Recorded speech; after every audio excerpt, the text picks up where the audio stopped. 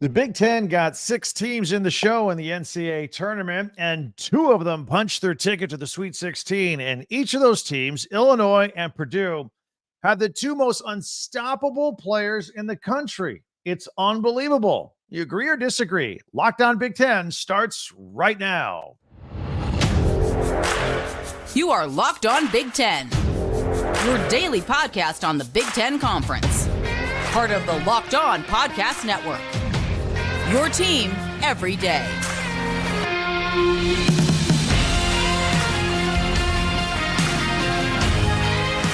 Welcome to Locked On Big Ten. I'm Craig Sheeman, coming up on 40 years as a sports talk show host and play-by-play announcer. Thank you for making us your first listen each and every day. We're free and available wherever you get your podcasts and on YouTube. It's part of the Locked On Podcast Network.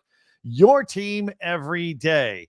And these days, every new potential hire can feel like a high-stakes wager for your small business. That's why LinkedIn Jobs helps you find the right people for your team faster and for free. Post your job for free at linkedin.com/lockedoncollege. Terms and conditions apply. All right, the 2 most unstoppable men's basketball players in the country in the Big Ten. And let's not forget about Caitlin Clark on the women's side, of course. She's in action tonight, by the way. And the Wolverines stole their new basketball coach from Louisville. We'll take you behind the scenes there, plus our top 10 observations from the weekend. All right, let's chop it up. Purdue and Illinois. They spent the season looking like the cream of the crop in the Big Ten, with Purdue locking up the regular season title, Illinois grabbing the Big Ten tournament title. And after the first big, long weekend of the NCAA tournament, it still looks like Purdue and Illinois are the best that the Big Ten has to offer, above and beyond anybody else, both locked in spots to the Sweet 16 for next weekend. And each team features an unstoppable player. Illinois, of course, it's the first time since 2005 that they've advanced to the Sweet 16, so having a great season. But Terrence Shannon Jr., he continued his hot pace from the Big Ten tournament, where he scored 74 points in the last 2 games of that tournament. Maybe cooled off just a smidge. He only had 26 in helping the Fighting Illini beat Morehead State on Thursday. Teammate Marcus Domask pitched in with the NCAA tournament's first triple-double in 5 years. And then on Saturday, when they beat Duquesne by 26 points to advance, Shannon scored 30 points, and Domask scored 22. Illinois is very balanced, very attack, get you from many different ways. And they will now play the number 2 seed Iowa State in Boston's TD Garden on Thursday. Meanwhile, is there anybody in the country that can stop Purdue's 7'4" giant Zach Edey? Sunday, he had a double-double before the first half ended versus Utah State. The Boilers completely dismantled Utah State 106-67. And, Utah State, they came out okay. I mean, it was a close game for the first half. And then it was like they noticed they were playing Zach Edey. They just started playing dumb, making dumb fouls, taking shots just because they're like, oh, there's a 7'4" guy there. Let me just jack one up from over here with no motion. They just stopped playing. They got themselves intimidated by Zach Edey. Now, even had they gone right at Zach Edey, they would have had more problems. A lot of people have problems with Zach Edey. Almost everybody has problems with Zach Edey. It's incredible. He had 23 points and 14 rebounds in that game, and he sat down early because that game was a wrap. Boilermakers are 31-7. It's the most wins in school history. They also set a school record for the most points in a March Madness game. Next, they play Gonzaga, and it's in Detroit in the Midwest semifinals. So regionally speaking, the site should prove to offer another home court advantage. This past weekend, of course, the Boilermakers were in Indianapolis, about an hour and change from where they play at West Lafayette. And they beat Grambling by 28 with Edey's 30 points and 21 rebounds in their first game in the tournament. So they're done in Indy. Now they go up to Detroit. They should have a lot of hometown fans for that one as well. So congratulations to those 2. They move on. Sure, we're a little disappointed that only 2 of the 6 made it to the Sweet 16, but I got to be honest for you. I didn't think the Big Ten, we've talked about this on past editions of Lockdown Big Ten, I didn't think they were getting 6 teams in the tournament. Didn't necessarily think they deserved it either. But they did. 6 got in, 4 bounced, 2 advanced. So here we go. quick peek at what happened, and then we'll take a look at Caitlin Clark and the women as well.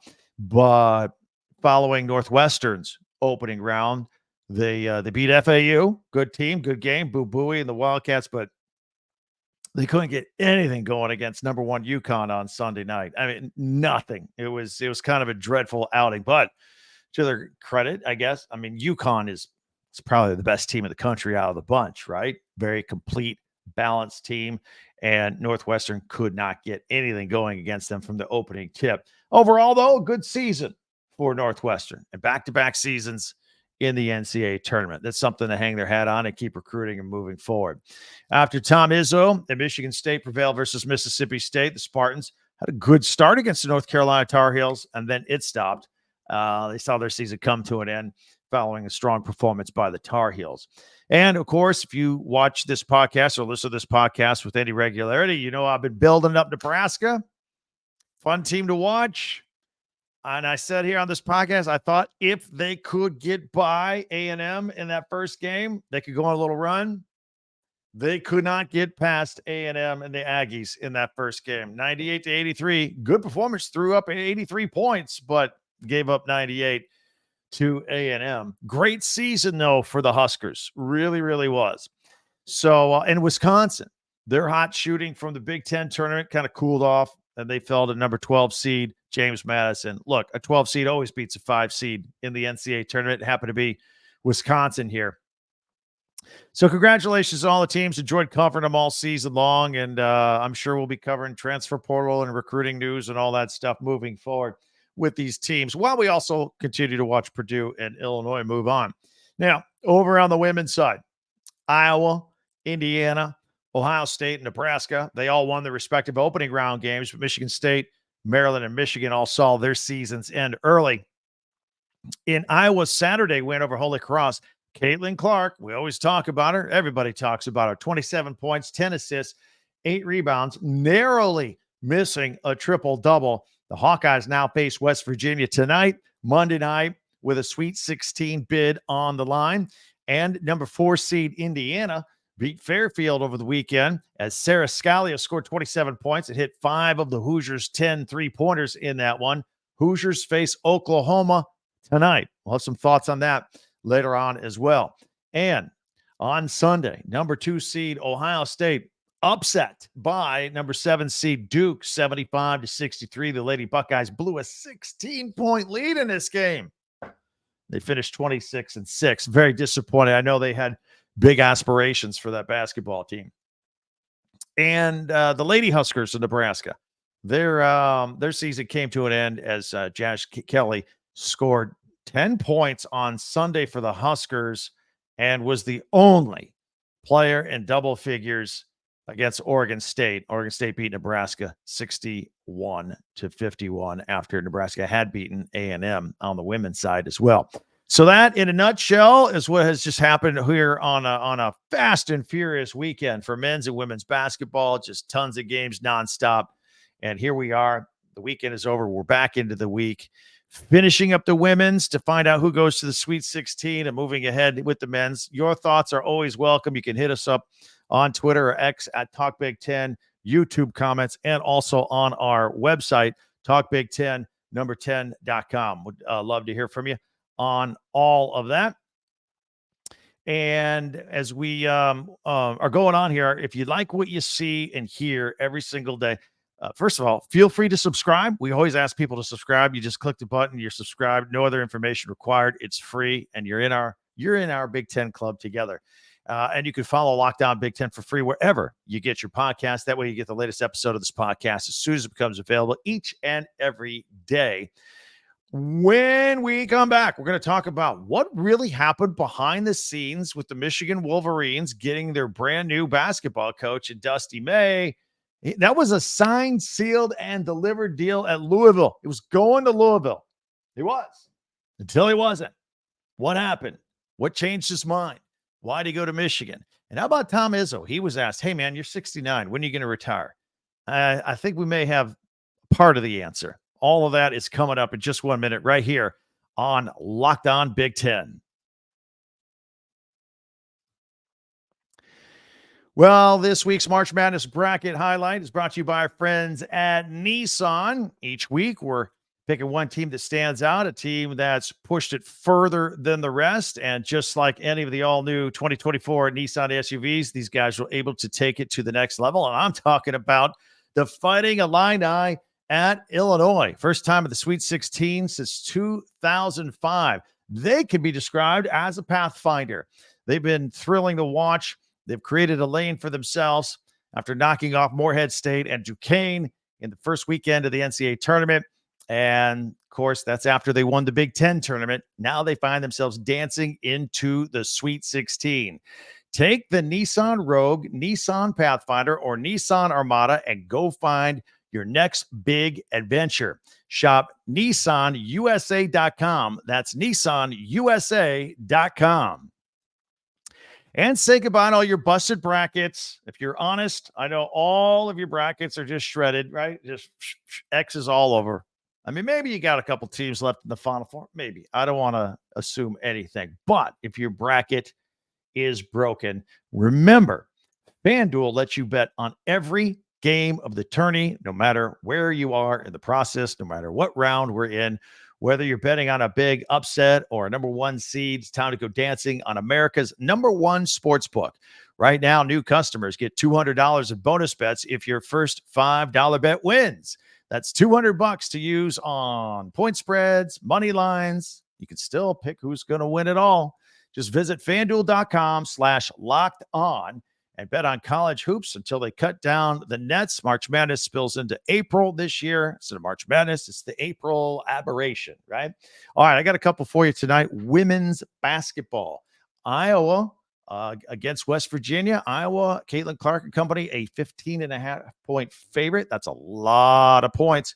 I like them. I like the Hawkeyes in this one. And the Indiana Lady Hoosiers versus Oklahoma, also a lot of points. Indiana favored by 8.5. I'd still take the Hoosiers on that one. It's on their home court. There's going to be a lot of, it's going to be crazy in there. Going to be crazy in there in Bloomington tonight. So check that out.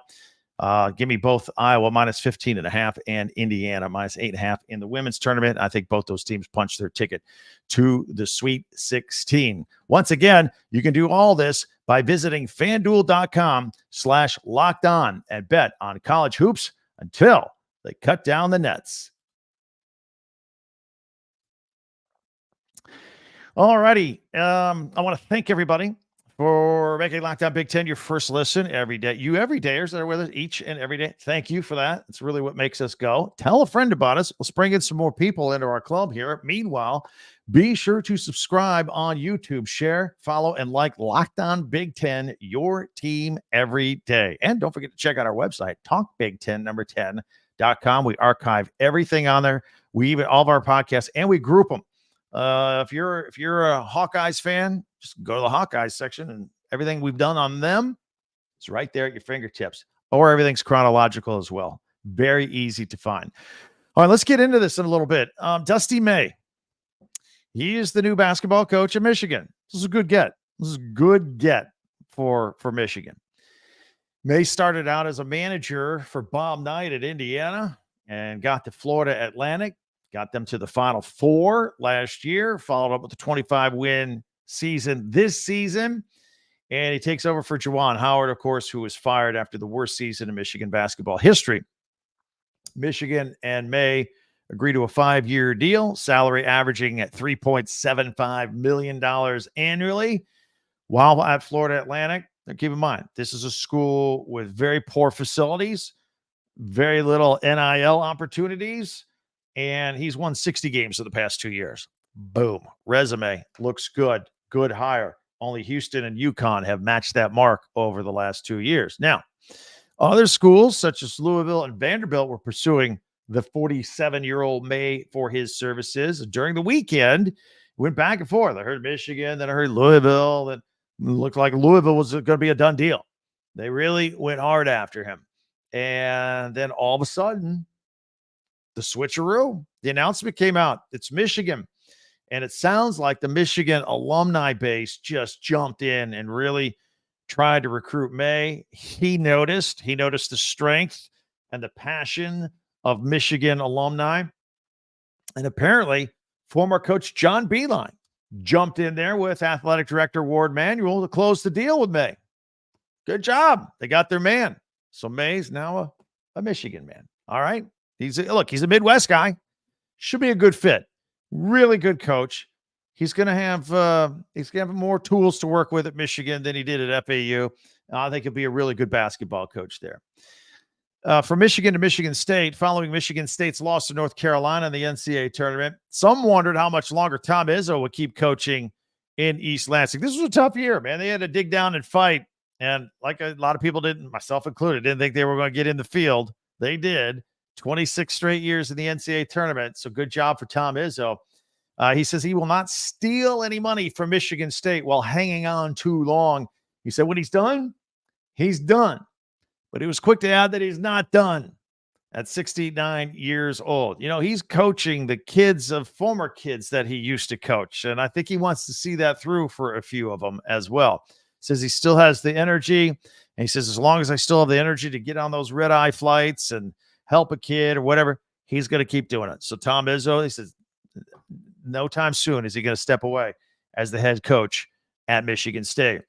Let's switch to football a little bit, right? Spring football is going on. J.J. McCarthy and company, a lot of people were at Ann Arbor for their pro day, for the Michigan Pro Day. Some, 18 players have declared for the draft. Did you see Jim Harbaugh was back wearing the Block M hat, the Chargers coach and former Michigan coach? He was there as a coach, scouting out some of the players. Why not, right? J.J. McCarthy said, I didn't even know his days at Michigan are done. He says the new Wolverines offensive coordinator, Kirk Campbell, is the most knowledgeable guy in the country from an offensive standpoint. He says there's a lot of change coming in Ann Arbor with everybody going into the draft, the coaching staff that got changed up. Campbell was an offensive analyst in 2022 and McCarthy's quarterback coach in 2023. Now he's going to be the offensive coordinator. And McCarthy doesn't expect the 2024 Michigan Wolverines offense to look much different than 2023 because it worked so well in the past. Now, they don't have Blake Corum to hand off to, and they're going to have different guys up front on the offensive line. And we still don't know what the quarterback situation is going to look like. But McCarthy was very complimentary of Campbell this past week during the pro day workout and attributed a lot of his individual success to Campbell. And again, the first job for Campbell here during spring football is trying to find McCarthy's replacement, a quarterback. That job seems wide open right now. There's some news out of Madison regarding the Badgers' spring football practice, and it relates to a topic that we spent some time here talking about. When it came time to take the first snaps of the spring, Luke Fickell had Braden Locke at QB1, not Miami Hurricane transfer Tyler Van Dyke. Some people were surprised by this. I wasn't that surprised about it. How about you? Look, Van Dyke did get some reps with the first team, and I wouldn't make too much about this at all. Braden Locke has been in the system for the year. He's comfortable. He knows what the deal is. And he started some games last year when Tanner Mordecai was hurt. So Van Dyke will get more than a fair look at QB1. Probably will still be the starter, I think, by the time we get to the fall. But you never know. But I don't think this is any big deal at this point. And I will tell you, Van Dyke, while very talented, was very erratic at Miami. And if Locke is the steadying force at quarterback, maybe they start with him. But anyway, we'll keep an eye on it. That's going to be one of the storylines throughout the spring, summer, and going into the fall. The Wisconsin quarterback situation, just like the Michigan quarterback situation as well. Well, another week has come and gone, and the Ohio State Buckeyes are still looking for a running backs coach to replace Tony Alford, who left to take the same job with Michigan. Many have interviewed for the position, including DeMarco Murray from Oklahoma. A new favorite has emerged for the position. This is like every other day. We got a new favorite. So I don't know. Marquell Blackwell is the one I'm hearing now. He's a guy that's been on the move quite a bit. He's had 3 stops in the last 2 seasons, including Ole Miss in 2022, Texas A&M last year. Now he's jumped to South Carolina, but he may jump again if he's given the opportunity to go to Ohio State. At least I would think he would take that if offered. Nevertheless, at some point, Ryan Day has just got to get this thing filled and move on. I mean, we're in spring football. Let's go. I'm sure a lot of Buckeye fans feel the same way. So we'll see if Blackwell will end up being the guy. Hey, during your work week, I know you're watching and listening to the podcast. Thank you very much. Are any of you watching like Fox Sports or ESPN on your TV, daytime talking head TV? I can't. You turn down the volume a little bit on that? Too much shouting and arguing. Make the switch to Locked On Sports today. It's a free 24/7 sports streaming channel program for you every day to bring you the biggest stories without all the screaming. Locked On Sports Today brings you can't miss analysis, opinions, and news streaming 24/7 on YouTube or your free Amazon Fire TV channels app. It's part of the Locked On Podcast Network, your team every day. All right, as you know, coming out of a weekend, I'm very observant, watching everything just like you are. And I always put together a top 10 list, my Big Ten top 10 observations from the weekend. All that is coming up in 1 minute. We'll see if mine match yours right here on Locked On Big Ten. Hey, have you ever been in charge, in an office, and you got to be the person that hires people when other people leave, you in charge of personnel or whatever? Like it's tough. It's tough because it takes time from your job. Now you got to go hire somebody else, and everybody's got to double up until you make that hire. There's always pressure to make a hire. And even with small businesses, it's even more so. And if you want to find quality professionals that are right for the role, you have to check out LinkedIn Jobs. LinkedIn Jobs has the tools that help you find the right professionals for your team faster and for free. LinkedIn is not like a job board. LinkedIn has a vast network of more than 1 billion professionals, which makes it the best place to hire. It gives you access to professionals you can't find anywhere else. LinkedIn does all that while making the hiring process easy and intuitive. LinkedIn knows that small businesses are wearing so many hats, like I just described. You might have to, you just don't have time to, go hire people, and maybe you don't have the resources. LinkedIn Jobs can help you with all that. Post your job for free at linkedin.com/lockdowncollege. That's linkedin.com/lockdowncollege to post your job for free. Terms and conditions apply. All right, let's fire up our top 10 observations from the weekend, our Big Ten top 10, as we like to call it. We'll see if this matches yours as well. These observations will go from 10 to 1 here, and I'm going to put it on screen. If you are listening on audio only, I'll describe it in detail as best as I can. At number 10, I just put in here Purdue coach Matt Painter. I thought it was cool. I know they had the blowout win, but I don't think I've ever seen 15 kids got in the game. He just emptied the bench all the way down. With the exception of one kid, they got multiple minutes. I thought that was cool. Good move by Matt Painter. All those kids have been working hard. They haven't been playing. They get a chance to play. And I know coaches empty benches, and maybe it's not a big deal, but he got everybody in that game. Things were really going well for Matt Painter and company as they go to the Sweet 16 from Purdue. At number 9, I want to give a shout out to the Indiana women who made 10 3-pointers against Fairfield. And I want to give them a shout out for that. Let's continue here with our list. And at number 8, the Nebraska women. They beat Texas A&M. That was their first NCAA tournament victory since 2014. So congratulations to them. All right. Elsewhere, we have Michigan State at number 7. Jaden Atkins. I want to give him a shout out as well. It was a specific play. He had the ball against Mississippi State way out on the left wing beyond the 3-point arc, drove it in and slammed it home, just sliced up the Mississippi State defense. It was a beautiful looking play. I thought it should make our list of our top 10 things I saw over the weekend. So that was pretty cool. At number 6, I want to give a shout out to Northwestern's Ryan Langborg.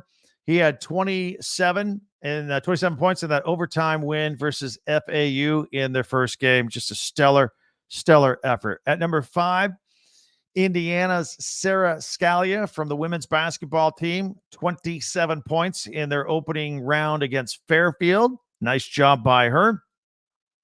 At number 4, Iowa's Caitlin Clark, their first game against Holy Cross, 27 points, 10 assists, and 8 rebounds. Came within 2 rebounds of a triple-double. Just keeps on going. The coach thought they were a little rusty starting out. They hadn't played, obviously, since their Big Ten championship. A few days had passed, but they got that rust gone.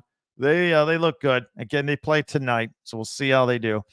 At number 3, I put Illinois' Terrence Shannon Jr., 56 points in the last 2 games. I often like to point out that he scored 74 points in the last 2 games of the Big Ten tournament, but he did nice. He's just still hot. One of the hottest players in the country, just unstoppable. Speaking of the other guy that's just unstoppable, at number 2, Purdue's Zach Edey. I want to point out his 21 rebounds they got in the Purdue's first game there against Grambling. And speaking of Zach Edey, he also gets my number 1 spot, 53 points in 2 games. And remember, he sat down on Sunday with a lot of time left. He could have gotten more, but he's just so dominating on both sides of the floor. So congratulations to all of them. Those are our Big Ten top 10 observations. Hit me up with your comments as well, and we'll see what you think. Maybe something else grabbed your eye. Maybe I missed something.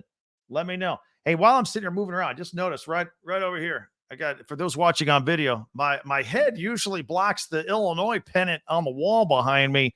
If Illinois keeps going, I'm gonna have to move these things around. Give you Fighting Illini fans a little more look at over there. Just give them a little shout out. Anyway, if you want to hit us up at any time, many ways for you to interact with me. You can hit me up on Twitter at Talk Big Ten, or X at Talk Big Ten number 10.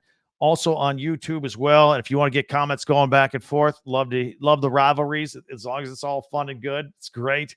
And don't forget to check out our website, talkbig10number10.com, for all of our archives, all of our podcasts, merch. You want to buy some shirts from your favorite team, pennants, hats, it's all there. Ticket information is there as well. So feel free to peruse around there throughout the archives at talkbig10.com. All of our Locked On Big Ten stuff is right there. And also a reminder that Locked On has launched the first ever national sports 24/7 streaming channel I told you about a minute ago. Locked On Sports Today. And it's here for you 24/7, covering the top sports stories of the day with the local experts of Locked On, plus our national shows covering every single league. Go to Locked On Sports Today on YouTube and subscribe to the first ever national sports 24/7 streaming channel. So a bunch of ideas right here. You can hang around and watch another edition of Locked On Big Ten right here. We would love it if you follow and went back to back. That'd be cool. Also check out our friends at Locked On Sports Today as well. All right, can't wait for the women's basketball to continue tonight, and then we'll have our Sweet 16 locked in for both the women and the men. We'll see how our Big Ten teams do. We'll be here to cover it, plus spring football right here. Tell your friends about us, especially if they're Big Ten alum. We would love to hear from them. Hopefully they can hear from us. Thanks for checking us out. We'll talk to you next time. I'm Craig Sheeman for Locked On Big Ten.